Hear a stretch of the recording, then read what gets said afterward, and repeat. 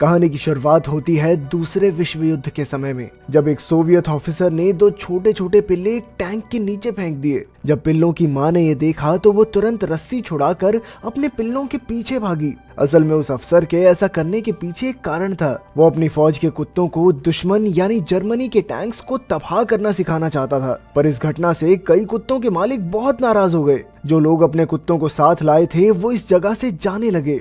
पर अचानक Soviet officer ने हवा में गोलियां चलाकर सबको धमकी दी कि जो भी अपने कुत्ते को फौज में नहीं भेजेगा वो अपने कुत्ते की जगह खुद फौज में भर्ती होकर जंग में हिस्सा लेगा। इसके बाद वहां कुत्तों की ट्रेनिंग शुरू हो गई, जहां उन्हें काफी देर तक भूखा रखने के बाद टैंक्स के नीचे खाना दिया जाता था। ये कुत्ते टैंक्स के इंजन की डरावनी आवाजों से डरते थे, इसीलिए उनके सामने दिन रात टैंक चालू रखे जाते ताकि कुत्तों के मन से डर पूरी तरह निकल जाए। इसी के साथ उनके मालिकों को भी भागकर टैंक्स के नीचे जाने को कहा गया ताकि कुत्ते पूरी तरह से निडर हो जाएं। इस कड़ी ट्रेनिंग का मकसद सभी कुत्तों पर बॉम्ब्स बांधकर उन्हें टैंक्स के नीचे भागने के लिए तैयार करना था। उस समय वहां वॉल्कोव नाम का एक आदमी भी था जो अपने कुत्ते प्रिंस से इतना प्यार करता था कि उसे यूं ही कुर्बान नहीं कर सकता था। इसीलिए उसने प्रिंस के साथ यहाँ से भाग जाने का फैसला किया। पर जल्द ही उसे उसके कैप्टन ने देख लिया। कैप्टन ने उसे वार्निंग दी कि अगर उसने फौज से गद्दारी की तो उसे जान से मार दिया जाएगा। अब वॉल्कोव का भागने का प्लान चौपट हो चुका था, इसीलिए उसने अपना जख्मी होने का सर्टिफिकेट दिखाकर अपने और प्रिंस के लिए रिटायरमेंट की अर्जी डाल दी। साथ ही उसने प्रिंस की जगह खुद जंग में जाने की बात कही। वॉल्कोव अपने प्यारे प्रिंस के लिए अपनी जान भी न्यौछावर करने को तैयार था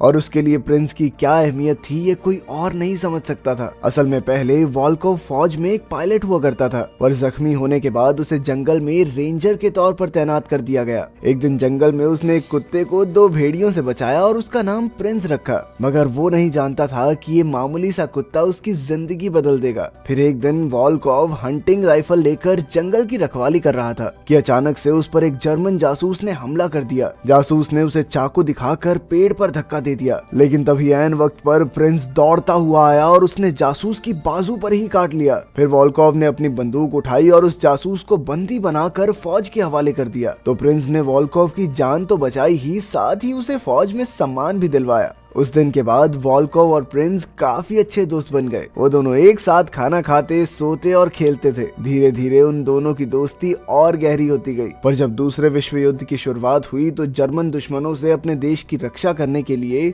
वॉल्कोव प्रिंस के साथ मिलिट्री में शामिल हो गया। वो अब भी जख्मी था, इसीलिए उसे कैंप ड्यूटीज, डॉक्टर की मदद करना, इस तरह के काम दिए जाते। एक दिन वो डॉक्टर के साथ बातचीत ही कर रहा था कि अचानक एक जर्मन बॉम्बर ने वहां हमला कर दिया। उनके काफी कैंप्स तबाह हो गए, पर वॉल्कोव खुशकिस्मती से बच निकला। उसने जख्मी सैनिकों को उठाकर ट्रक्स में भेजने का काम किया। फिर उसने खुद ट्रक के नीचे छिपकर दुश्मनों पर गोलियां चलाई। हालांकि वो काफी समय से जंग के मैदान से दूर था, लेकिन आज भी उसका निशाना एकदम सटीक था। उसने अकेले ही जर्मन जासूसों को लोहे के चने चबवा दिए। पर अचानक उसके ट्रक पर एक मिसाइल आ गिरी और इसके धमाके से वॉल्कोव बेहोश होकर गिर गया। वॉल्कोव को लगा कि आज उसकी जिंदगी का आखिरी दिन है, पर अचानक प्रिंस भागते हुए एक मेडिकल गाड़ी के सामने जाकर खड़ा हो गया। पहले तो उस गाड़ी में बैठे डॉक्टर्स ने प्रिंस को पहचाना नहीं, पर फिर नर्स नीना ने प्रिंस के साथ चलकर देखने का फैसला किया। प्रिंस दौड़ता हुआ नीना को वॉल्कोव के पास ले आया और इस तरह एक बार फिर से वॉल्कोव की जान बच गई। पर बदकिस्मती से वॉल्कोव की टांग बुरी तरह जख्मी हो गई थी, इसलिए डॉक्टर्स को उसकी टांग काटनी पड़ी। वहीं प्रिंस ने काफी फौजियों से दोस्ती कर ली थी। हर कोई प्रिंस की बहादुरी और अपने मालिक की तरफ उसकी वफादारी को देखकर हैरान था। वहीं नीना भी वॉल्कोव जैसे एक बहादुर फौजी की कहानी सुनकर उसके प्यार में पड़ गई। जल्द ही वॉल्कोव की हालत सुधरी और वो बैसाखियों के सहारे चलने लगा। वहीं सोवियत यूनियन की फौज जर्मन फौज के टैंक्स के सामने कमजोर पड़ती जा रही थी। आज एक बार फिर से उसके देश पर मुसीबत की घड़ी आई थी, इसलिए वॉल्कोव ने एक बार फिर से प्रिंस के साथ फौज में शामिल होने का फैसला किया। पर उसे सीधा जंग में भेजने की बजाय मिलिट्री के कुत्तों के ट्रेनिंग बेस पर भेज दिया गया। इस बार वो वॉल्कोव के साथ साथ प्रिंस की भी कुर्बानी चाहते थे। थोड़ी ट्रेनिंग के बाद प्रिंस को बॉम्ब ढूंढने या जासूसों का पता लगाने की ड्यूटी नहीं दी गई, बल्कि अफसरों ने उसे दुश्मन टैंक्स को तबाह करने वाले कुत्तों की खास ट्रेनिंग में भेज दिया। सोवियत यूनियन जर्मनी की आधुनिक फौज का मुकाबला करने जा रहा था, इसलिए उन्होंने पुराने तरीकों से टैंक्स को तबाह करने का फैसला किया। पहले इंसानों को बॉम्ब्स देकर टैंक्स को तबाह करने भेजा जाता था, पर सीधी सी बात है कि इंसान कुत्तों के मुकाबले धीरे दौड़ते हैं और इसी वजह से कई बार इन फौजियों को टैंक्स तक पहुंचने से पहले ही गोली लग जाती। इसलिए फौज ने इन कुत्तों के लिए खास ट्रेनिंग की शुरुआत की, जिससे उनके शरीर पर बॉम्ब्स बांधकर दुश्मन टैंक्स को उड़ाया जा सके। जब कुत्तों के मन से टैंक्स का डर निकल गया तो कैप्टन ने कुत्तों के शरीर पर बॉम्ब बांधे, ताकि जैसे ही कुत्ते टैंक के नीचे पहुंचे तो एंटीना के दबने से बॉम्ब धमाका हो जाए, जिससे दुश्मन फौजियों के टैंक्स को तबाह किया जाएगा। ये सब देखकर वॉल्कोव का दिल बैठने लगा।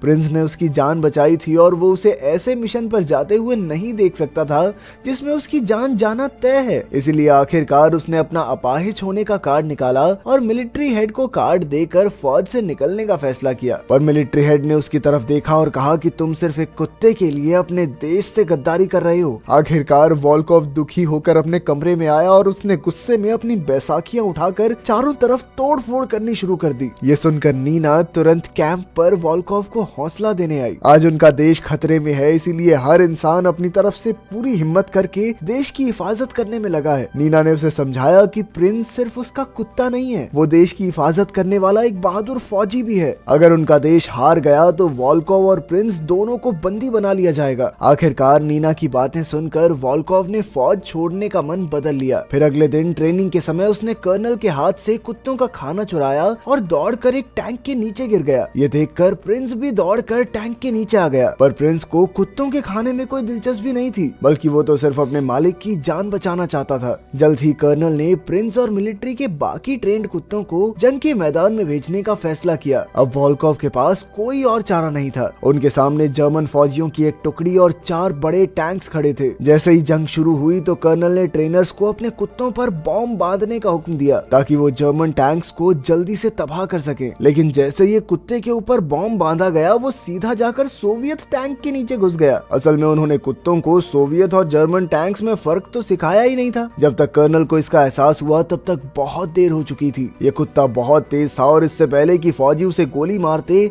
वो सीधा टैंक से जा टकराया और इस जबरदस्त धमाके में सोवियत टैंक के टुकड़े टुकड़े हो गए। इससे कर्नल को बहुत गुस्सा आया और उसने कुत्तों की जगह उनके ट्रेनर्स को भेजने का फैसला किया। पर जैसे तैसे सबने उसे शांत किया। इसके बाद बाकी कुत्तों को भी रिहा किया गया। पहले ट्रेनर ने आंखों में आंसू लेकर अपने कुत्ते को भेजा, जो गोली की रफ्तार से दौड़कर जर्मन टैंक के नीचे घुस गया और धम से जर्मन टैंक के परखच्चे उड़ गए। ये देखकर कर्नल तो बहुत खुश हुआ, पर उस कुत्ते का ट्रेनर बुरी तरह रोने लगा। उसने अपने हाथ जोर से मुट्ठी में बंद कर लिए, क्योंकि वो अपने कुत्ते को ऐसी मौत मरते हुए नहीं देख सकता था। खैर जंग जारी रही और कर्नल के हुक्म पर कुछ और मिलिट्री डॉग्स को भी जंग के मैदान में भेजा गया, जिन्होंने कुछ ही पलों में दूसरा टैंक भी तबाह कर दिया। पर उसी वक्त पासा पलट गया, क्योंकि अब जर्मन फौज काफी आगे तक आ चुकी थी। कर्नल कुत्ते को भेजकर तीसरा टैंक भी तबाह करना चाहता था, पर तीसरा ट्रेनर अपने प्यारे कुत्ते को यूं कुर्बान नहीं कर सकता था। इसीलिए उसने ऑर्डर ना मानकर कुत्ते के शरीर से बॉम्ब हटा दिया। फिर वो खुद बम लेकर टैंक की ओर भाग निकला। पर इंसान कुत्तों जैसी रफ्तार में नहीं दौड़ सकते थे, इसीलिए कुछ दूर पहुंचते ही उसे जर्मन फौजियों ने गोली मार दी। ये देखकर कर्नल ने उसे बचाने की कोशिश की, पर वो खुद भी जख्मी होकर जमीन पर गिर गया। उधर उस फौजी ने पीछे मुड़कर अपने साथी फौजियों को देखा और एक ही पल में उसके अंदर जोश भर गया। आखिरकार वो जर्मन टैंक के नीचे आ गया और उसने अपनी जान कुर्बान करते हुए उस जर्मन टैंक को तबाह कर ही दिया। मगर इस सब के बाद भी एक और टैंक था जो तेजी से उनकी ओर बढ़ रहा था। उनके कैंप पर चारों ओर से गोलियां चल रही थी, बमबारी हो रही थी और इन्हीं धमाकों में बेचारी नीना भी बुरी तरह जख्मी हो गई। उधर वॉल्कोव ने जैसे तैसे हिम्मत करके जर्मन दुश्मनों का सामना करने का फैसला किया, पर फिर उसे भी गोली लग गई। इस मुश्किल घड़ी में अचानक प्रिंस दौड़ा और गोलियों की बरसात के बीच सीधा जर्मन टैंक से जा टकराया। इसी तरह प्रिंस ने अपनी जान कुर्बान करके आखिरी जर्मन टैंक को भी तबाह कर दिया, जिससे वॉल्कोव और उस पूरे सोवियत कैंप की जान बच गई। आखिरकार वॉल्कोव काफी सम्मान के साथ रिटायर हो गया और प्रिंस की बहादुरी के सम्मान में पूरा शहर उसका स्वागत करने आया। तो वो अब भी प्रिंस की बहादुरी की कहानी बड़े गर्व से सुनाता था। वॉल्कोव के लिए प्रिंस एक सच्चा हीरो था, जिसने अपनी जान की बाजी लगाकर पूरे देश की रक्षा की थी। ये एक सच्ची कहानी है जब दूसरे विश्व युद्ध में सोवियत यूनियन के पास जर्मन्स के आधुनिक टैंक्स का मुकाबला करने का कोई उपाय नहीं था। बाद में जब सोवियत यूनियन ने भी अपने आधुनिक टैंक्स तैयार कर लिए थे, उसके बाद उन्होंने कुत्तों का इस्तेमाल करना बंद कर दिया था। लेकिन आपका क्या सोचना है कि जरूरत की उस घड़ी में क्या कुत्तों का इस्तेमाल करना सही था? कमेंट्स में जरूर बताना। मिलते हैं अगली वीडियो में।